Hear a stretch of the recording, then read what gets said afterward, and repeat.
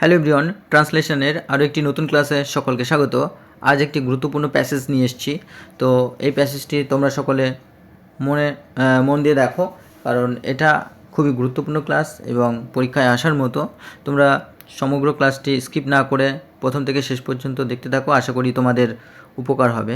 তো চলো প্রথমে শুরু করি আমরা, যে পাঠশালা বসিত সকালে ও বিকালে। তাহলে আমরা বলবো যে classes are held in the morning and afternoon.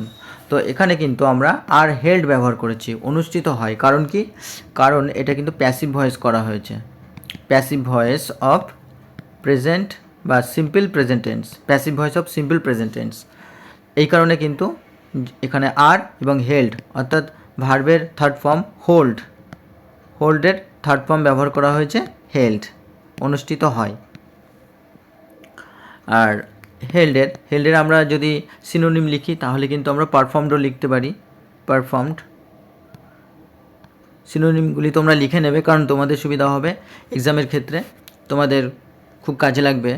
চলো পরের সেন্টেন্সটি দেখি। সব শুদ্ধ 8-10টি ছেলে মেয়ে পড়িতে আসে। A total of 8 or 10 boys and girls come to study, পড়াশোনা করতে আসে। তাহলে সব মিলে অর্থাৎ এ টোটাল অফ কত, 8 or 10 বয়েজ অ্যান্ড গার্লস, ছেলে মেয়ে কাম টু স্টাডি, পড়তে আসে। তো এখানে আসে, কাম আর টু স্টাডি অর্থাৎ পড়তে, ইনফিনিটিভ ব্যবহার করা হয়েছে। আর ইনফিনিটিভের রুলস হচ্ছে ভার্ব 2 প্লাস ভার্বের 1 নম্বর ফর্ম দিয়ে ইনফিনিটিভ তৈরি করা হয়। স্টাডিও মানে পড়া, কিন্তু এখানে পড়তে, তো এই কারণে কিন্তু আমরা 2 প্লাস ভার্বের 1 নম্বর ফর্ম অর্থাৎ 2 প্লাস স্টাডি লিখেছি, পড়তে। আর এখানে a total number of 8 or 10 boys and girls, এটা হচ্ছে টোটালটাই হলো সাবজেক্ট, অর্থাৎ এখানে সাবজেক্ট প্লুরাল নাম্বার। এর জন্য কিন্তু আমরা কাম ব্যবহার করেছি, এর সাথে কোনো এস বা ইএস কিন্তু বসবে না। চলো পরের সেন্টেন্স দেখি। সকলেই বাড়ি হইতে ছোট্ট ছোট্ট মাদুর আনিয়া পাতিয়া বসে। তাহলে মাদুর এনে পেতে বসে, অর্থাৎ এভরি ওয়ান ব্রট, আনত কি small mats from home and sat down, এবং বসতো। তাহলে এভরিওয়ান বলতে এখানে প্রত্যেককেই বোঝাচ্ছে, আর ব্রট হচ্ছে আনত। তো ব্রট কিন্তু এখানে পাস্ট টেন্সে আছে, এর প্রেজেন্ট ফর্ম হয় ব্রিং মানে আনা, আর ব্রট হচ্ছে আনত। আর স্মল ম্যাটস অর্থাৎ ছোটো ছোটো মাদুর তাদের বাড়ি থেকে, অ্যান্ড স্যাট ডাউন এবং বসে পড়তো, যেটা হচ্ছে সিট ডাউন হচ্ছে প্রেজেন্ট ফর্ম। তো এই প্রেজেন্ট ফর্মের আমরা পাস্ট ফর্ম ব্যবহার করেছি স্যাট ডাউন, বসে পড়তো। আর এখানে ব্রটের আমরা যদি সিনোনিম দেখি তাহলে কিন্তু আমরা গট লিখতে পারি, গট অর্থাৎ আনত, বা আমরা ফেস্ট লিখতে পারি। তো চলো পরের সেন্টেন্স দেখি।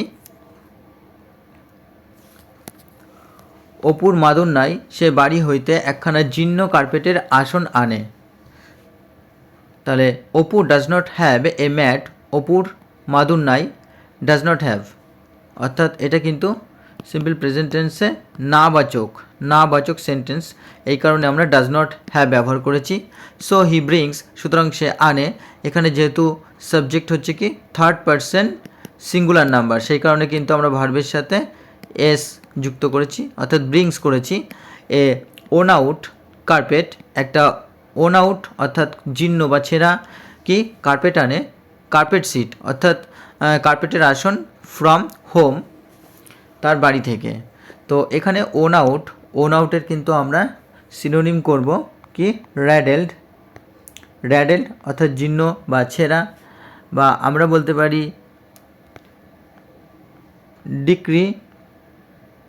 ডিক্রিপিট অর্থাৎ ছেঁড়া। তো চলো পরের বাক্যটি আমরা দেখি। যে ঘরটায় পাঠশালা হয় তার কোনো দিকে দেওয়াল নাই, চারিধার খোলা, ঘরের মধ্যে সারি দিয়া ছাত্রগণ বসে। তো লিখব the room where the classes are held, যেই রুমে অর্থাৎ যে ঘরটায় কি যেখানে কিনা ক্লাসেস আর হেল্ড অর্থাৎ ক্লাস অনুষ্ঠিত হয়, হ্যাজ নো ওয়ালস, কোনো দেয়াল নেই, অন এনি সাইড, কোনো দিকেই, it is open all around, এটা সব দিকে খোলা, অ্যান্ড কি দ্য স্টুডেন্টস সিট ইন রোজ, এবং ছাত্ররা সারি দিয়া বসে কি ইনসাইড দ্য রুমের ভেতর বা ওই ঘরটার ভেতরে। তো এটা যেহেতু একটা বড় সেন্টেন্স, তো ভেঙে ভেঙে এটাকে করা হয়েছে। আর এখানে কিন্তু আমরা সিম্পল প্রেজেন্ট টেন্সে দেখতে পাচ্ছি বাক্যটা লেখা হয়েছে। তো চলো আমরা পরের সেন্টেন্সে যাই।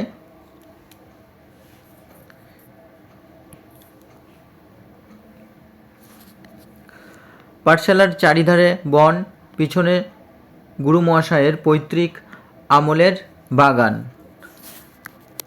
পৈতৃক আমলের বাগান, তাহলে কী হবে? The school is surrounded by forest. স্কুলটি ঘেরা কি? ফরেস্ট বা জঙ্গলের দ্বারা বা বনের দ্বারা। And behind it is the garden of গুরু মশাইয়ের অ্যানসেস্ট্রাল পিরিয়ড, বা গুরু মশাইয়ের যে পৈতৃক আমলের তখনকার সময়কার যে পাঠশালার চারিধারে বাগান রয়েছে বা বন রয়েছে সেটা কিন্তু ঘেরা। আর এখানে কিন্তু আমরা সারাউন্ডেড শব্দটি পেয়েছি, যেটা হচ্ছে কোনো কিছুকে ঘিরে রাখা, বা যেটাকে আমরা বলতে পারি এনক্লোজড। তো আমরা এখানে enclosed by the school is enclosed by the ফরেস্টও লিখতে পারি। আর এখানে অ্যানসেস্ট্রাল অর্থাৎ পৈতৃক, বা আমরা বলতে পারি পেটার্নাল, এটা খুব ভেরি ভেরি ইম্পর্ট্যান্ট, সকলে লিখে নিও। পেটার্নাল বা হেরেডিটারি, পৈতৃক বা পেটার্নাল বা হেরিডিটারি আমরা দুটোই লিখতে পারি অ্যানসেস্ট্রালের ক্ষেত্রে। তো এখানে কিন্তু প্যাসিভ ভয়েস ব্যবহার করা হয়েছে, কি সিম্পল প্রেজেন্ট টেন্সের প্যাসিভ ভয়েস ব্যবহার হয়েছে। ঘেরা বাই ফরেস্ট, মানে is surrounded, the school is surrounded by forest, অর্থাৎ ফরেস্টের দ্বারা ঘেরা। চলো পরের বাক্যটি দেখি। অপরাহ্নের রাঙা রৌদ্র আম গাছের ফাঁক দিয়া পাঠশালার বাঁশের খুঁটির গায়ে আসিয়া পড়ে। তাহলে কি দ্য আফটারনুন সানশাইন্স, অর্থাৎ বিকেলবেলার যে রোদ আছে সেটা কি হয়? Through the gaps in the mango trees, যে আম গাছ রয়েছে সে আম গাছের ফাঁক দিয়া কী হয়? পাঠশালার কি and falls on the bamboo poles of the school, যে স্কুলের বাঁশের খুঁটি তার গায়ে এসে পড়তো। তাহলে অপরাহ্নের রাঙা রৌদ্র আম গাছের ফাঁক দিয়া পাঠশালার বাঁশের খুঁটির গায়ে আসিয়া পড়িত। তাহলে the afternoon sunshines through the gaps in the mango trees and falls on the bamboo poles of the school. তো এখানে আফটার দ্য সানশাইন্স, এটা কিন্তু through the gaps in the mango trees, and এটা কিন্তু সাবজেক্ট ব্যবহার করা হয়েছে এখানে, the afternoon sunshines through the gaps in the mango trees. আচ্ছা, আর এখানে আমরা ফলস কথাটা ব্যবহার করেছি, এটা সিম্পল প্রেজেন্ট টেন্সকেই বোঝাচ্ছে, এই জন্য আমরা ফলস ব্যবহার করেছি, অর্থাৎ ভার্বের সাথে যুক্ত করেছি। আর বাম্বু পোলস হচ্ছে বাঁশের ঝাড় বা বাঁশের যে এখানে খুঁটির কথা বলা হচ্ছে সেই বাম্বু পোলস, অর্থাৎ বাঁশের খুঁটি। চলো পরের বাক্যটি দেখি। নিকটে কোনো বাড়ি নাই, শুধু বন ও বাগান। There are no houses near by, অর্থাৎ নিয়ার বাই বলতে এখানে নিকটে বা কাছে কোনো বাড়ি নেই।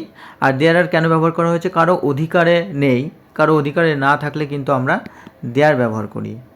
দেয়ার আর বা দেয়ার ইজ বা দেয়ার ওয়ার বা দেয়ার ওয়াজ, এইসব কিন্তু আমরা ব্যবহার করতে থাকি, অর্থাৎ এটা ইন্ট্রোডাক্টরি দেয়ার বলা হয়, অর্থাৎ অব্যক্তিবাচক যেটা। অনলি ফরেস্ট অ্যান্ড গার্ডেন্স, তাহলে সেখানে কোনো বাড়ি নেই বা নিকটে কোনো বাড়ি নেই, শুধু বন ও বাগান। There are no houses nearby, only forest and gardens. চলো পরের সেন্টেন্স দেখি। একধারে একটি সরু পথ, a narrow path on side অর্থাৎ একধারে, আর ন্যারো পাথ মানে সরু রাস্তা। তাহলে a narrow path is on side, এখানে একটা ইজ হবে, ইজ অন সাইড একধারে। চলো পরের বাক্যটি দেখি। 8-10টা ছেলে মেয়ে পড়া মুখস্থ করে, তাহলে 8 or 10 children memorised the reading. তো মেমোরাইজড হচ্ছে মুখস্থ করা, মেমোরাইজডকে আমরা লিখতে পারি যে learned by heart, learned by heart. Learn by heart হলো কি মেমোরাইজড করা বা মুখস্থ করা। তাহলে 8 or 10 children memorised the reading, পড়া মুখস্থ করতো।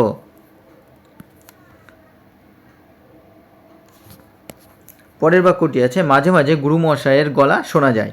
তাহলে মাঝে মাঝে অর্থাৎ sometimes the voice of gurumahashaya can be heard, অথবা আমরা ইজ হার্ডও লিখতে পারি। ইজ হার্ড শোনা যায়, শোনা যেতে পারে বা শোনা যায়, যে কোনো একটা লিখলে রাইট হবে। তাহলে sometimes the voice of gurumahashay is hard শোনা যায়, বা ক্যান বি হার্ড শোনা যেতে পারে। তাহলে এখানে সামটাইমস মানে মাঝে মাঝে, আর ভয়েস অফ গুরুমহাশয় অর্থাৎ গুরুমহাশয়ের গলা, আর এখানে তা যে ভার্ব আমরা ব্যবহার করেছি সেটা কিন্তু প্যাসিভ ভয়েস ব্যবহার করেছি, সেটা সিম্পল প্রেজেন্ট টেন্সের প্যাসিভ ভয়েস ব্যবহার করা হয়েছে। আর এখানে আমরা মোডাল অক্সিলারি আছে, মোডালের প্যাসিভ ভয়েস ব্যবহার করেছি। অর্থাৎ দুরকমভাবেই কিন্তু আমরা ব্যবহার করতে পারি, দুটোই কারেক্ট। তো বন্ধুরা, এই ছিল আজকের গুরুত্বপূর্ণ একটি প্যাসেজ। আশা করি তোমাদের ক্লাসটি ভালো লেগেছে।